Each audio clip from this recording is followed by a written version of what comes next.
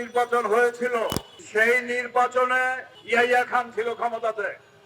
আমি কাজী হাবিবুল আউয়ালের উদ্দেশ্যে বলছি, তখন এত বড় নির্বাচন কমিশন ছিল না। নির্বাচন কমিশনের যে ভবন এখন আছে সেই ভবনও ছিল না। এলোকোর আন্ডারে নির্বাচন হয়েছিল, সরকারি অফিসাররা সেই নির্বাচন কন্ডাক্ট করেছিল। তখন যদি আমার ভোট আমি দিতে পারি, তখন যদি নিরপেক্ষ নির্বাচন হয়ে থাকে, তাহলে এই 53 বছর পর এখন এই স্বাধীন বাংলাদেশে সেই নিরপেক্ষ নির্বাচন হবে না কেন? এই প্রশ্ন আজকের ক্ষমতাসীনদের কাছে, এই প্রশ্ন হাবিবুল আওয়ালের কাছে। এলাকার আন্ডারে সরকারি অফিসাররা যদি করতে পারে, আপনি স্বাধীন বাংলাদেশের নির্বাচন কমিশন আপনি দায়িত্ব পালন করছেন, আপনি সকল রাজনৈতিক দলকে এই নির্বাচনে কেন অংশগ্রহণ করানোর থেকে ব্যর্থ হলেন, পারলেন না কেন? আপনার এই ব্যর্থতার জন্য আপনি অবিলম্বে পদত্যাগ করুন। আর যারা ক্ষমতাতে আছে তারা কারা? এরা ফ্যাসিবাদী সরকার, এরা আইয়ুব খান আর ইয়াহিয়া খানের চেয়েও আরো ভয়ঙ্কর। তখনকার সময় যে পুলিশ ছিল, আজকের পুলিশের যে আচরণ, এই আচরণ যদি তখন হতো তাহলে আওয়ামী লীগ 70 সালের নির্বাচনে জয়লাভ করতো না, বাংলাদেশের নতুন দিগন্ত উন্মোচিত হতো না। পাকিস্তানিরা অনেক ভালো আচরণ করেছিল সেদিন, পুলিশরা এভাবে এই মারধর করে নাই মিছিলের উপরে এসে।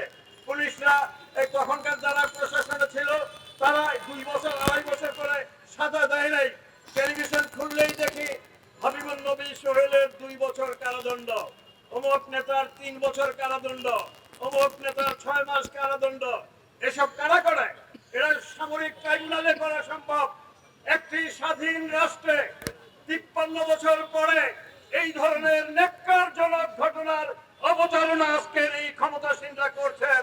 ইতিহাসে তাদের জবাবদিহি করতে হবে একদিন। হিটলার মুসলিনীদের যে অবস্থা হয়েছিল, আইয়ুব খান এত কিছুর পরও বিতাড়িত হয়েছে, ইয়াহিয়া খানরা চলে যেতে হয়েছে, শেখ হাসিনাকেও যেতে হবে। নির্বাচন ছাড়া তিনবার ভোটের নাটক করে ক্ষমতায় আছেন। আগামী দিনে 7 তারিখে যেটা হচ্ছে, এটা কি নির্বাচন? আপনারা কি নির্বাচন মনে করেন? আমি এবং গণতন্ত্র মঞ্চ, আমার দল নাগরিক ঐক্য নির্বাচন মনে করে না। এটা একটা পাতানো খেলা। শাহজাহান ওমর কালকে আজকে টিভিতে দেখলাম, উনি বলছেন আমু ভাই নাকি তাকে আওয়ামী লীগে পাঠিয়েছেন। ষড়যন্ত্র কোথায় দেখেন? ষড়যন্ত্রকারীরা কোথায় লুকিয়ে আছে? কিভাবে তারা কাজ করছে? আবার বলছে সেখানে তার এলাকায় যে আওয়ামী লীগের নেতা কর্মীরা তাকে বর্জন করেছে। এই জাতীয় লোকদের জনগণ বর্জন করবে। আগামী নির্বাচন জনগণ বর্জন করবেই করবে।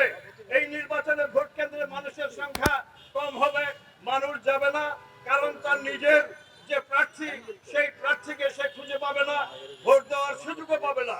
তাই আমরা মনে করি 7 তারিখ একটা কলঙ্কিত অধ্যায়ের দিন। 7 তারিখ বাংলাদেশের এই মাটিতে গণতন্ত্রকে আরো একবার হত্যা করে ওই মুসলিনীর উত্তরসূরি শেখ হাসিনা, হিটলারের উত্তরসূরি শেখ হাসিনা, আইয়ুব মোনাহেমের উত্তরসূরি শেখ হাসিনা